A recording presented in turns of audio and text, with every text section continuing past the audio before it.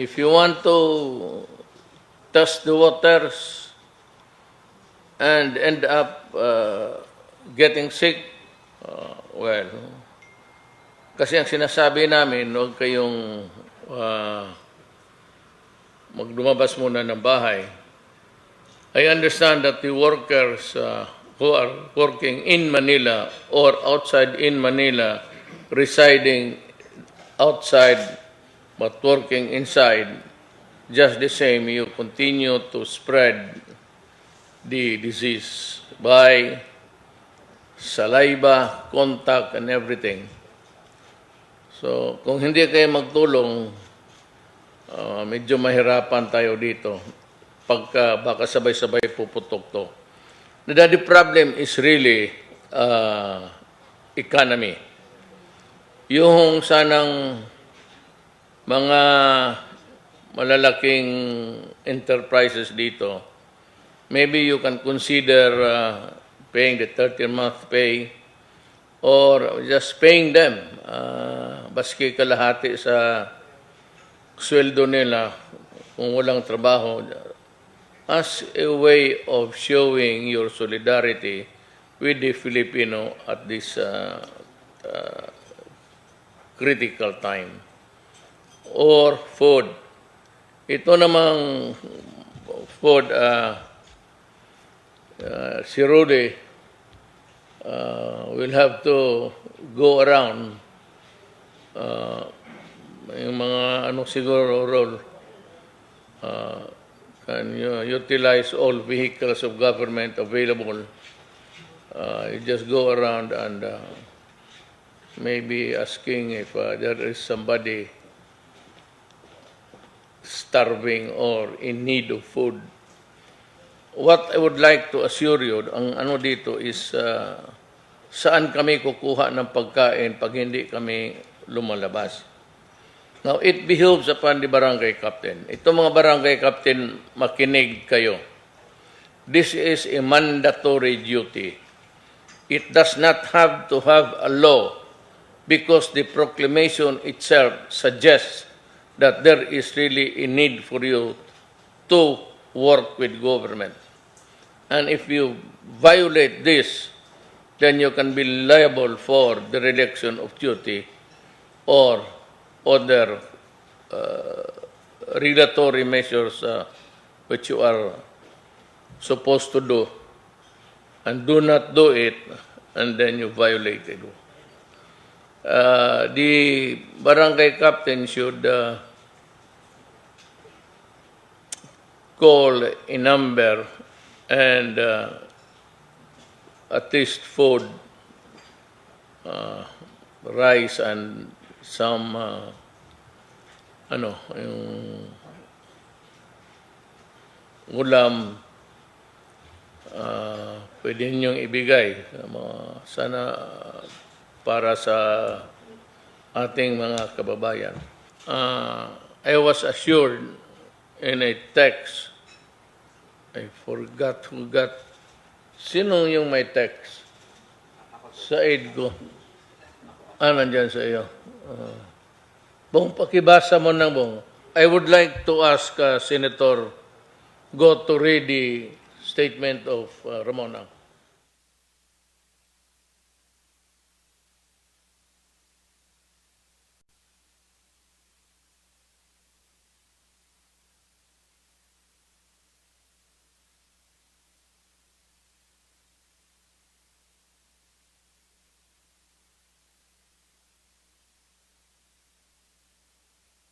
Gratitude publicly to Mr. Ramon for his good grasp of the problem. Kung nakuha niya. It's not a matter of food, it's not a matter of getting back your capital, it's not a matter of business, but it's a matter of helping one another. Mukhang it leaves a bad taste in the mouth, but and I'd like to mention the big companies. Yung malaala ko lang, we have I know that meron tayong undercurrent, but that is not a personal one for you and for me, but it's one for the people. It was an issue of people's interest. But I'd like to address yung mga mayayaman. Like for example, ikaw, Pangilinan, and the Ayalas, and sila Quezon sa itong mga big companies, Robinsons. You might be able really to alleviate the situation by just understanding also the plight of the workers who are not working now and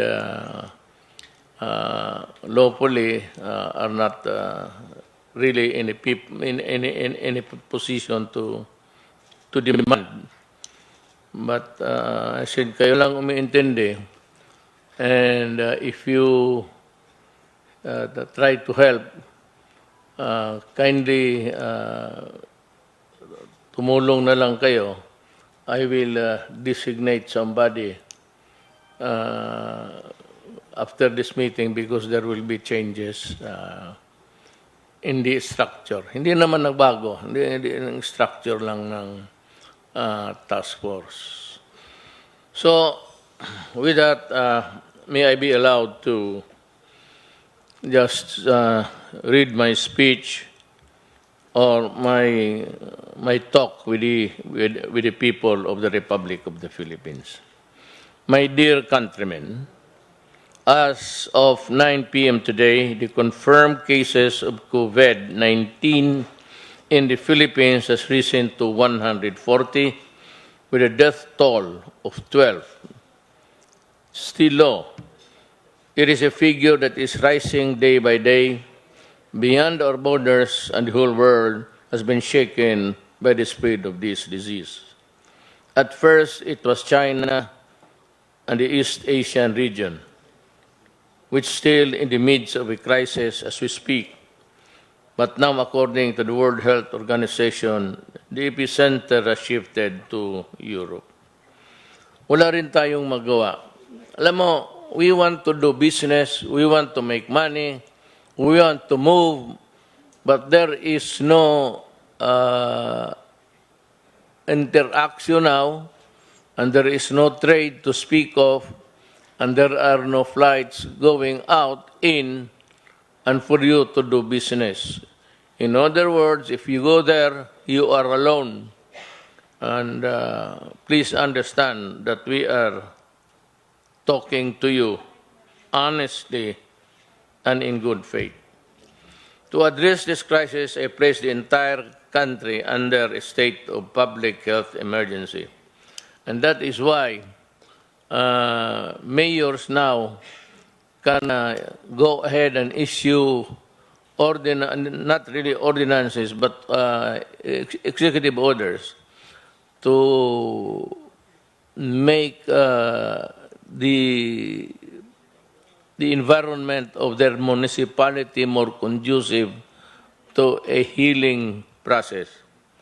Hindi mo na kailangan ng mag-convene ka pa ng government, city council ka, because with this public health emergency, you can, as the mayor responsible to execute the laws of the land, the ordinance plus the laws of the national government. So, hindi mo na kailangan dito na maghingi pa kayo, maghintay pa kayo ng, because I've read somewhere, or maybe I've heard it over the TV, radio, na yung ibang munisipyo naghihintay pa. With this emergency, hindi na po kailangan. Just go ahead and the mayor will do it for us. Para walang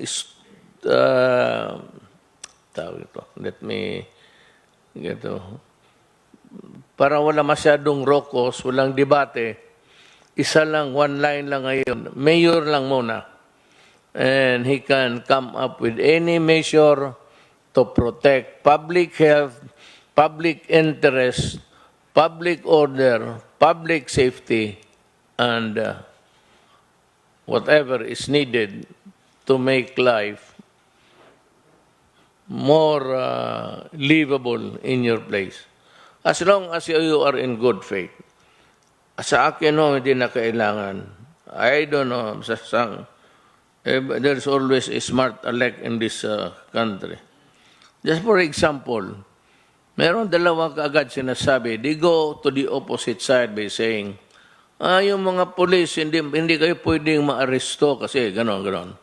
You know, you don't have to say that. Ano mo lang, you'd encourage people to assert something na kunting bagay lang magipag-away sa pulis. Correct.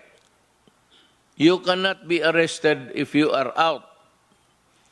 But if you are advised to go home and you grapple with the police with words and ultimately it comes to dalhin ka sa stasyon for a public disturbance or disobedience to a lawful authority, pwede ka talagang dalhin sa stasyon. At kung dumaban ka sa police, it is a direct assault. But itong may mga dalawa kasing para marinig lang. Sabi na hindi kayo dapat hulihin ng police. Ang problema, because you are confronted. In our ordinary times, there is really no need to be talking about it publicly just to be heard. Para lang marinig ka ng tao, makiksaw-saw ka. Ayaw mo magpaiwan sa mga isyo, so gusto mong sumali rin para marinig ka, meron akong contribution. Ito yan, ha. Huwag mong ganunin ang tao. Just say, obey. Kaya kung sabihin mo, hindi ka pwedeng hulihin, hindi ka pwedeng, and then you are advised, and you become a hothead, makipagtulakan ka sa pulis, kung sabihin ka dito ka magdaan, dito ka, huwag kang pumunta dyan, because you are not allowed, there is now a ban. Tapos, upon the advice of this, mga tao talaga na ayaw ang pahuli. Alam na mga tao, bright kayo. At alam ninyo, bright kayo. Mga tao lang pati kayo. Hindi may kasali. You seem to give a side comment that is not good. Instead of saying na hindi ang pulis, sabihin mo, sumunod kayo sa mga pulis because ang pulis kumukuha ng order dito sa itaas. Kami naman, ako sa itaas, ayaw ko. I hate it. Ayaw ko makipag-ano sa kapwa ako tao. But the problem is there is a crisis. So you have to obey. Hindi naman sila Hindi naman sila maging presidente. Hindi naman sila sinabi sa batas na sila ang magdala ng laro dito. Pagkapanahon ng ganito, it's the executive department. So, better if you give an order, make it milder and more acceptable and not cause a parang mairita yung mga police pati military na sabihin mo na ganun. Hindi naman kayo. It's not you. It is the military commanders that they will obey. Remember, this is an emergency. And during an emergency, tumabi kayong lahat. and give it to the people who are responsible for protecting the country, alleviating the suffering, and enforcing public order. Starting to address this crisis, I placed the entire country under a state of public health emergency. Ito nga po, kasali na ang mga mayor dito. No need of an ordinance. Go ahead and enforce the laws that are laid down by the national government and the laws that are already in the penal statutes, in the book, and made a pronouncement last Thursday approving the placement of the National Capital Region under community quarantine. Itong other countries, because of the sensitivity of the Filipinos, maraming kasi hindi magkaintindihan ang task force. They wanted it more acceptable sa libro lang man, but actually in other countries, it's really a lockdown. So, dito muna, no, whether you like it or not, you have to be near people, and there will be contact as a consequence. So you cannot avoid people-to-people contact, the very thing that we are not allowing because it will spread the disease. Kung maaari lang po, stay home, and for the businesses, pagka lumala ito, sa bagay, day-to-day ang conference, tignan natin, pag lumalala ito, you better close down your business. That's an order. Because you will also help in propagating the disease instead of helping. Yan ang order ko sa inyo. Starting yesterday, what has been in effect has been a general quarantine which allows the substantial freedom of movement within NCR and even allows the transit of people to and from the NCR for purposes of work and other essential services. Kaya ngayon, pupunta ka doon sa trabaho mo, whether you like it or not, it's a working place, you are there. Pag inatsi ka, makuha ng lumilipad yung the virus. Sabi nila, yung virus, kinokorek ako. I would like to pronounce it, kasi galit ako. Sabi ko, saan itong virus na ito? So, ganoon na lang, ang tawag ko sa kanya, kasi galit ako, virus. Well, lumilipad yan everywhere, especially in cramped and not well-ventilated places. So, you run the risk of going home, giving it to your children, and then your children the next day will play with other children. We cannot really control the contagion perfectly. We want it to be perfect, but there will be the downsides. Food, yung isa. Yung isa naman yung sweldo ninyo. Kaya kung nakikiusap sa malalaking negosyo, magtulong na lang kayo at yung mga suppliers ng dito sa mga sari-sari na manggaling sa inyo, kindly help so that there is at least a economy working around. Kung if this can be done by your skeletal force, huwag yung lahat, yung mag-assign lang kayo ng mga tao na kukunti to minimize. At least kung ilan lang ang lalabas with the social distancing, baka mapababaan natin itong delikado na sitwasyon. Isa naman, we have the DSWD under General Bautista. Siya yung mag-ikot through the barangay captains. Barangay captains, you have mabigat itong trabaho ninyo ngayon. Pareho tayo. I am not saying that you should work also. No, you are mandated to work. So, dito, ang para isang linya lang, General Bautista, o si Secretary Bautista, nag-retire na ito.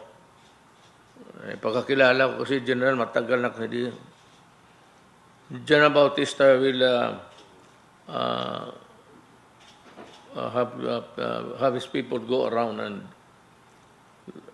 look for people who are hungry. And that is the job of the mayor. Kasi ikaw yung mayor ng barangay mo, ikaw ang maghanap para isang tumbok lang ang gobyerno. And we can give the help necessary. I hope that I have made myself clear on this. However, upon further study of worldwide trends and measures and the need of extreme caution during such time as this, I have come to the conclusion that stricter measures are necessary. For this reason, so pati na ang Luzon, kasi sa ibang lugar may pumuputok na. And since we do not have the luxury of time of waiting whether or not it is really true or validating that there is really such a connection or a contagion somewhere, hindi ako pwedeng I cannot go into a guessing game. See, I have to act. And better, baski na kung di wala mangyari. But if there is already contagion and there are cases which need to be attended to, then government can move faster. It's better to assume that it is true, because what you would need only is the validation. At makagalaw na kaagad tayo. But let me make this clear. This is not martial law. Under the Constitution, martial law is declared when there is invasion, rebellion, or public safety requires it. Alam mo itong mga ganito, when you are the freedom of movement is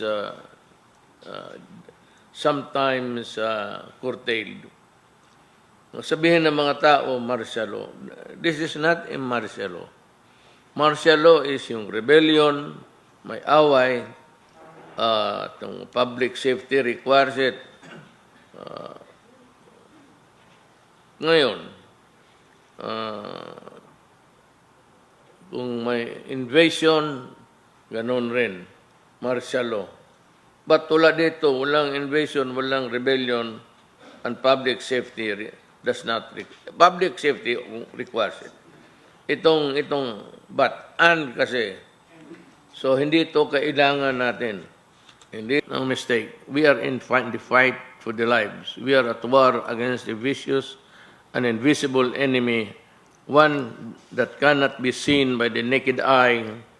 In this extraordinary war, we are all soldiers. Lahat po tayo ay sundalo sa digmaan nito.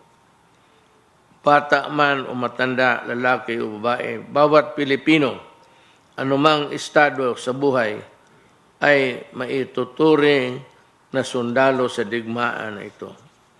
Of course, the formalities of our doctors, health professionals, and health workers, to whom we will forever be thankful. In due time, we shall express to them our gratitude in a more tangible way. When this crisis is over, in the meantime, I have directed the DBM and DOH to find a way to best compensate our health workers. You know, the last time I saw, we had a meeting, and I saw Andrea Domingo sa Pagcor. Sinabi ko sa kanya kung may pera siya. At sinabi ko, ibuhos mo yung pera nito kasi kailangan natin. So, Pagcor alone donated 2 billion for nibigay sa task force for the fight against COVID. Yun, pera yung nasa line agencies na nasa kanila na nandiyan na yun. Ito pang dagdag. I hope na may pera pa tayo. I am sure we have. We have the money. Kasi sa administrasyon ko to, sinasabi ko sa iyo, may pera tayo. We've been able to save, and we have been very sparing in yung mga gastos-gastos natin. We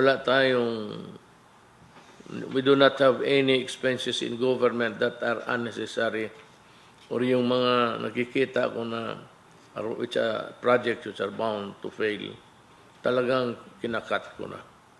Sinasabi ko na wag yan. Maybe because without being really maghambog ako, hindi naman ako, dahil matagal kasi akong mayor at nakikita ko ang takbo ng isang bagay na kung hindi karapat-dapat para sa gobyerno, pinuputol ko na kagad. Excuse me, Mr. President. Na-miss lang ni mo ng isa ka pagbasa ni mo, na-miss ni mo ng lakad circuit. Pakibasa na lang sa ulo. Wala ko dito. Hindi na, dari ni lockdown ka. Pakibasa lang aning May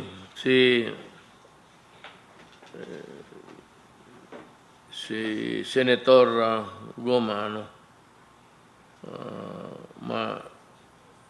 he has very sharp eyes, and kailangan basahan ko ito, nakaligtaan ko raw. It will be an enhanced quarantine during which the movement of everyone will be significantly limited. Work in public and private sectors shall be limited to a work-at-home arrangement. If such an arrangement is not feasible, kung pwede mo matrabaho ito, tingi sa bahay mo, okay. Pero kung wala na, if you have no choice, you have to stay home. You have to contribute to the fight. Lahat tayo may contribution. Ako, ikaw. Lahat tayo magbigay ng kanya-kanyang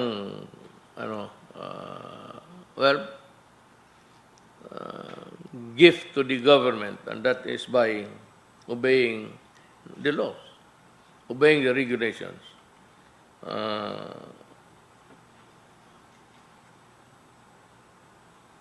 Everyone will stay at home, leaving their houses only to buy food, medicine, and other basic necessary for survival in the coming days.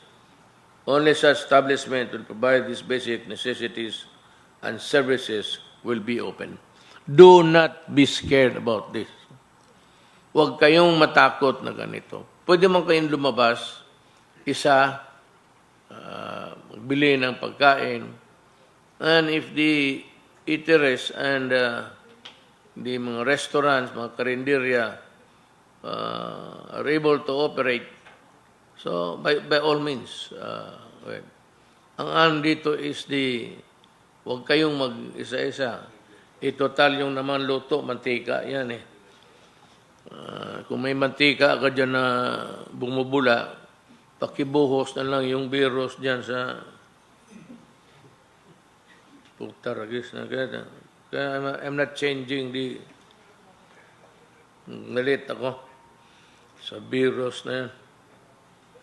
My fellow Filipinos, I fully understand the apprehension that you feel, and I know that it will be difficult to many of us in the next few days while this quarantine is in effect. Huwag kayong matakot. Ako na ang nagsasabi sa iyo, huwag kayong matakot.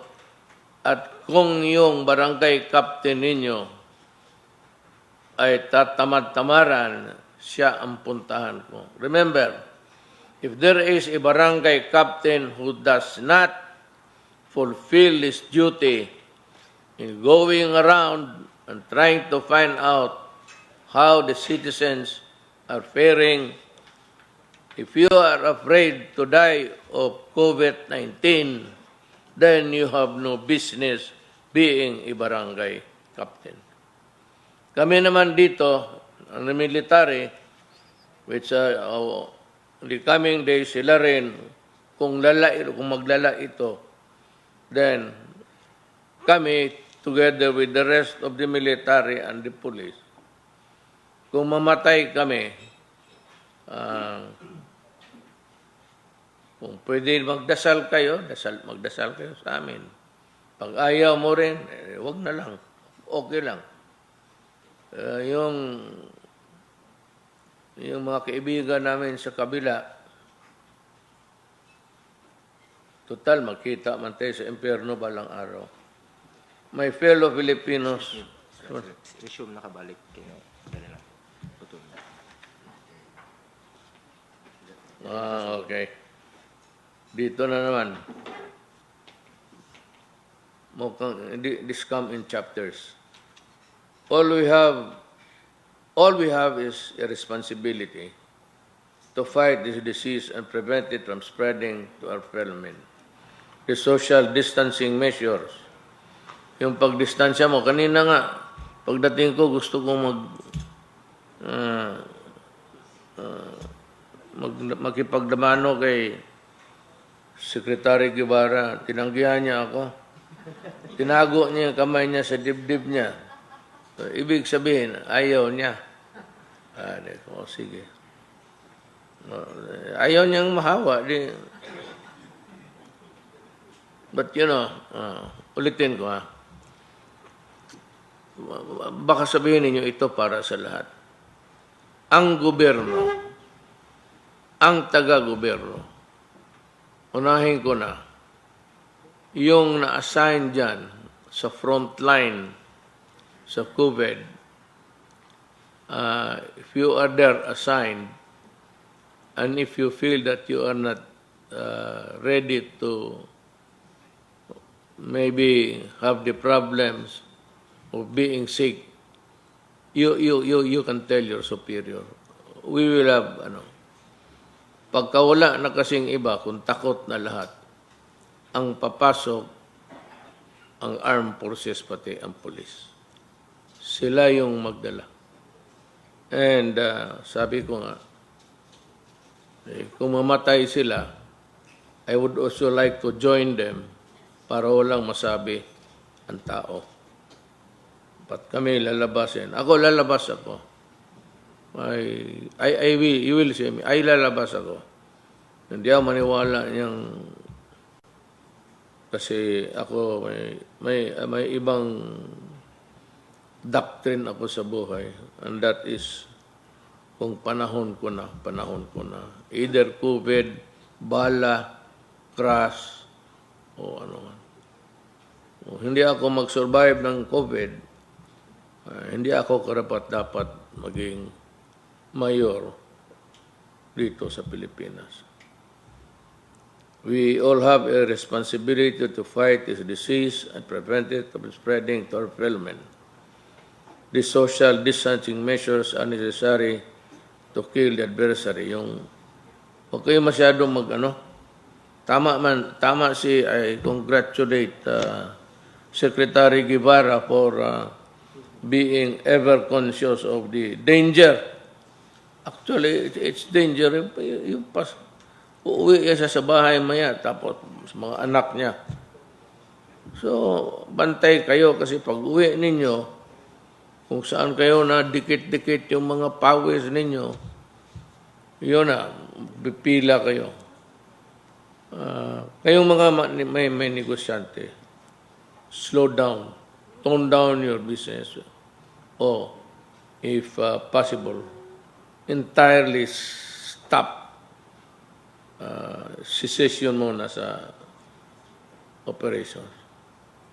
Total ilang araw na to. Kasi yung incubation is 14 days eh. So itong 14 days, malaman na natin kung ilan pa ang madagdag. Mag-ano lang kayo. Cooperate. Total para ito sa ating lahat. Our response, therefore, is to not leave any quarter of our enemy by preventing close contact.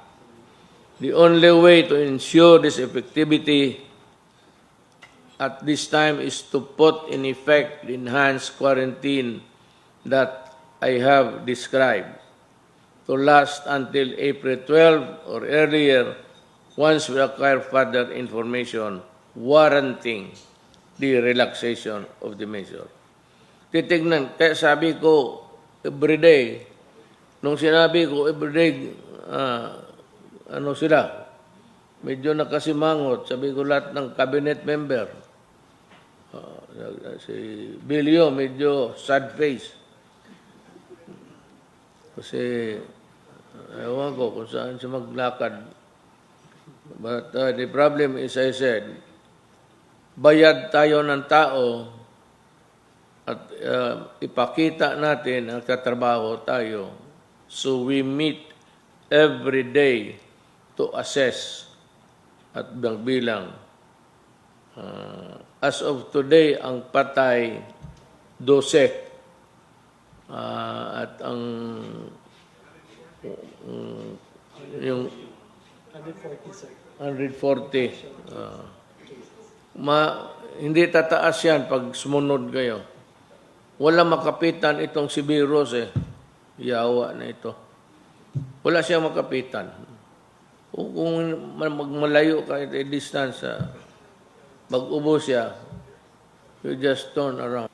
In the meantime, I have directed the DSWD, DOLE, DOF, and other agencies to put in place with utmost dispatch and all feasible measures that will ease the burden of the community quarantine in our country, especially those who are living on daily wages and small, medium enterprises. We shall make sure that during these trying times, all of you will feel government concern in you for your welfare. Kasi sinabi ko, huwag kayong matakot. We will devise a way that yun namang malalaki kung makatulong kayo sa mga liliit. For example, yung mga sari-sari, maubungkan sila ng supply. They can go to you, maybe sign a promissory note. In the meantime, with the government as a guarantee, I will guarantee that I will pay you. Ako na nagsasabi, hindi na kailangan memorandum yan. All you have to do is to remind me, and I'm placing it as a matter of my oath of office. Kung wala, bigyan lang ninyo, yung tama lang. The usual orders. Tapos, kung hindi makabayad, ako na ang babayad. Siguraduhin natin na madarama ninyo ang malasakit at pagmamahal sa inyong gobyerno sa panahong ito. Ang problema, hindi lahat nagmamahal ng gobyerno natin itong. Kaya mga NPA nagmamahal kayo sa gobyerno? Pag hindi tumulong kayo, distancing, at huwag ninyo muna galawin ang mga sundalo. Ano muna tayo? Yung ceasefire lang. Ceasefire muna tayo. Ako na ang naghihingi. Ceasefire. Kindly give me that. If you really want that we will be at all times on talking terms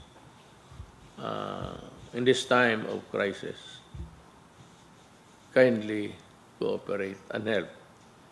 Mas mabuti pa tumulong muna kayo. I will repay you with a good heart in the coming days. To the private sector, I have this appeal. Magbayanihan kayo. Na kailangan, basta ang barangay captain. You know, we all have everything that you need. It does not mean to say that when you are sick, when you need medical attention, walang magdala sa iyo. Hindi yan. Hindi sabihin na kung may magwala dyan, walang pulis. Meron nga ng pulis nga nakakalat eh. And remember what I said, obey the police and the military. Do not quarrel with them and do not start ruckus that would amount to a violation because you will be arrested and brought to prison. Disobedience of authority, baka nagkamali ako, then acts of public disturbance. You can be arrested. Sumunod lang kayo at wala tayong problema. To the industry players, business leaders, foundation, and the like, I would like to join hands with you and combine our efforts in fighting COVID-19 as one nation, as one people. While the government is doing its best, we can more effectively contain the spread of the virus if we adopt a united approach. Maraming pwedeng maitulong ang pribadong sektor para mapagaan ang hirap ng ating kababayan sa ating bayan. Ito lang po ang pag-release ng 13-month pay kahit prorated lang. Yung i-divide mo sa mga buwan. Prorated lang, tulong na iyan ay ating mga kababayan habang naka-quarantine. Pagbigay ng moratorium on rental fees para sa mga renters and tenants. Huwag mo niyong bilangin yung araw na hindi makapagtrabaho, hindi makalabas yung ating mga kababayan. Hindi ko sinasabi batas ito. Hindi ko sinasabi regulasyon ito. But sinasabi ko, kung ikaw ay Pilipino nagmahal ng kapwa mo tao, baka, you can mitigate the hardship. Wala na nga nakakulong na nga, wala nga nakain. So mag-isip pa sila. Ngayon, kung ayaw mo, huwag mong pilitin na magbayad. Patirahin mo muna dyan sa lugar niya, ako ang magbayad. Ganon rin. I swear to you upon my oath of office, I will pay kung hindi sila makabayad. Pagbibigay ng 1 month reprieve sa bills payments ng basic utility providers. Gawan po natin ng paraan na mapagaan ang gastusin ng ating mga kababayan sa panahong ito at para maiwasan pa rin ang paglabas ng mga tao. But anyway, I have said my facility for the Tagalog dialect is quite terrible. Pero I hope that you can understand my language. Pagtulong ng big business sa mga small and medium scale enterprises. Tulungan din sana ng malaking kumpanya ang mga maliliit na negosyante para hindi mamatay ang kabuhayan nila. I urge our business leaders to find ways to help small businesses and ease the burden which is felt by the ordinary citizen right now. In relation to this, I would be happy that several big businesses and companies have already expressed their willingness to partner with government in this time of crisis. I've mentioned a little while ago the businesses that I think are already into the activity of helping our medium scale businessmen. So I hope I'll go around. So I hope that I will be able to see one of these act of a big business helping the small ones. Ngayon pa lang magpapasalamat na po ako sa inyong tulong. Maraming salamat galing po sa puso ko. My countrymen, again, we discuss our most potent weapons in this war against COVID-19 are not bullets or ammunition, but our compassion and consideration for our Filipinos in the next few years. Ito hindi ito giyera. Ang problema nito, yung bala ng sakit, yung mag-atching, mag-ubo, tapos whatever that will pass. Yung iba naman maghawak. Ito hindi ako nagpapatawa ha. At hindi ako nagbabastos ng tao. May mga Pilipino gano'n eh. Pagka sikma gano'n, gano'n sa kamay. Tapos kung ano yung pinakamalapit, kahoy, upuan, gano'n sa kamay. Marami yan. Marami akong nakikita na gano'n. Yung minsan, yung gano'n lang. Tapos gano'n. Si Iwan. If that person is already positive for investigation na lalala talaga ang sitwasyon natin. So those for those who are really into something like that, kindly avoid.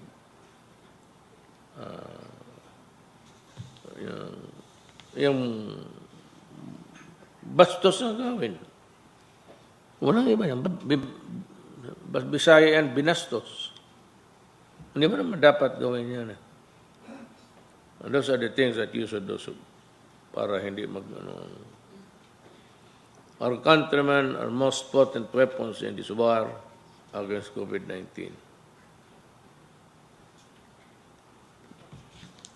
Pawala naman to.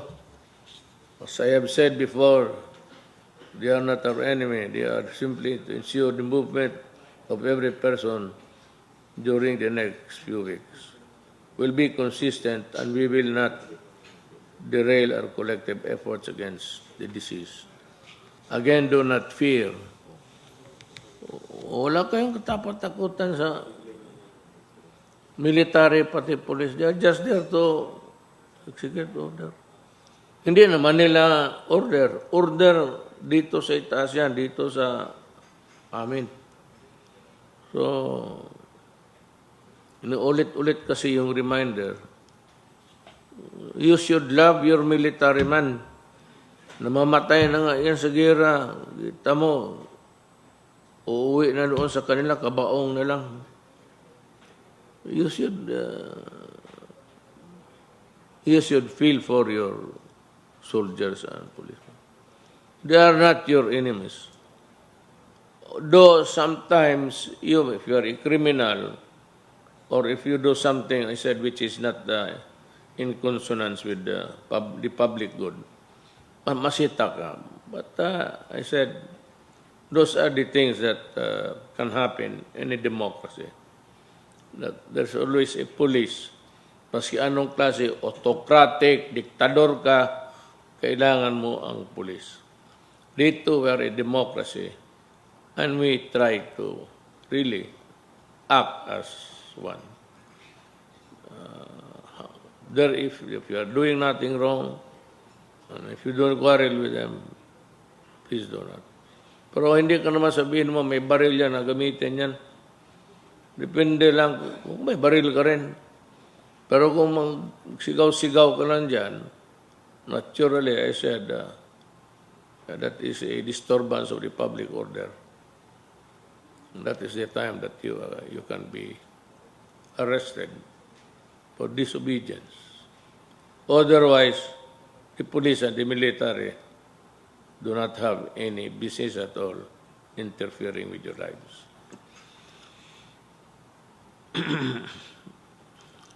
Kung dito na lang mag-shortcut na ang haba eh.